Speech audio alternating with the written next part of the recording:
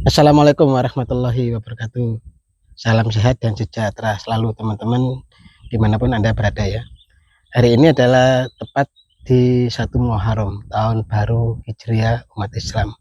Maka saya ucapkan selamat tahun baru Islam. Semoga ke depan kita semakin baik, kita semakin sejahtera, kita semakin bahagia, dan kita nanti dimasukkan pada golongan orang-orang yang diselamatkan oleh Allah, baik di dunia maupun di akhirat kelak.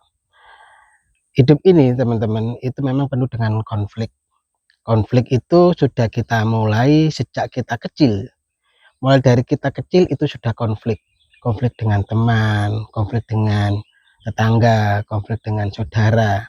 Dan konflik itu ternyata terus sampai sekarang, sampai kita tua itu penuh dengan konflik.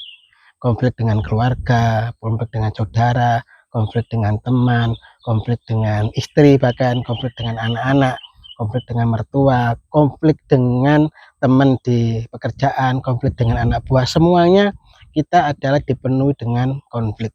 Bahkan di level negara juga sama, penuh dengan konflik. Bahkan saat ini lagi rame, yaitu perang antara Iran sama Israel dan Amerika.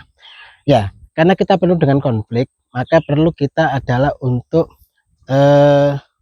membangun diri kita. Jiwa kita ini perlu kita bangun dengan kita memiliki pertahanan yang cukup ya, untuk agar kita tidak terjerumus dalam konflik-konflik tersebut. Hidup ini ada 3 rumus yang bisa kita lakukan. Kalau kita bisa melakukan ini, insya Allah kita akan bahagia di dunia, bahagia di akhirat.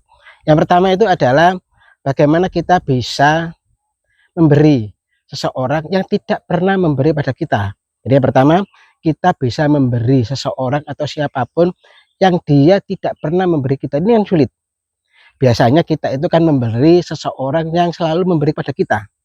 Tapi bagaimana kalau kita memberi seseorang, kita tidak kenal pada siapapun orang itu, tapi kita mampu memberinya, kita mampu membantunya. Kalau kita bisa melakukan itu, wah, luar biasa teman-teman. Jadi kita memberikan tanpa pamrih pada siapapun ya. Jadi walaupun orang itu tidak pernah memberi kepada kita, tapi kalau memang niat kita untuk memberi, menolong, membantu, maka itu adalah sangat baik sekali. Itu yang pertama. Jadi memberi seseorang walaupun orang tersebut tidak pernah memberi kepada kita. Nah, itu yang pertama. Terus yang kedua itu adalah kita bisa memaafkan seseorang walaupun dia melakukan kesalahan kepada kita sebesar apapun. Kita mampu memaafkan. Ini kan nggak mudah. Biasanya kita kan sulit ya. Kita hanya memaafkan di bibir atau di mulut, tapi di hati tidak. Kita masih mendongkol, kita masih dendam, kita masih merasa tidak enak karena kita dipermalukan di depan umum. Mungkin kita juga dimusuhi, mungkin kita di kata-katai yang kotor, atau kita dicemooh, atau apapun yang sifatnya negatif kepada kita. Kalau kita mampu memaafkan orang tersebut, hebat kita. Ini biasanya agak sulit ya, agak sulit. Karena apa? Karena itu menyangkut ego kita. Kita tidak mau memaafkan orang yang melakukan kesalahan kepada kita.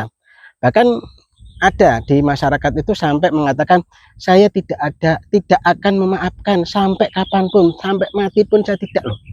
Kesalahan seseorang, kesalahan kita kok dibawa sampai mati, kan mestinya tidak ya. Maka marilah kita berusaha untuk belajar dan berusaha mempraktekkan kita memaafkan siapapun, sebesar apapun kesalahan dia kepada kita.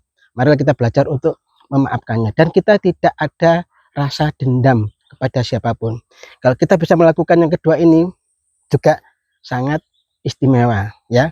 Itu yang kedua. Yang ketiga itu apa? Yang ketiga adalah kita bisa menjalin tali silaturahmi kepada saudara-saudara kita yang terputus. Ini juga tidak mudah ya. Kita bisa menjalin kepada saudara-saudara kita yang terputus, baik itu saudara dekat maupun saudara jauh.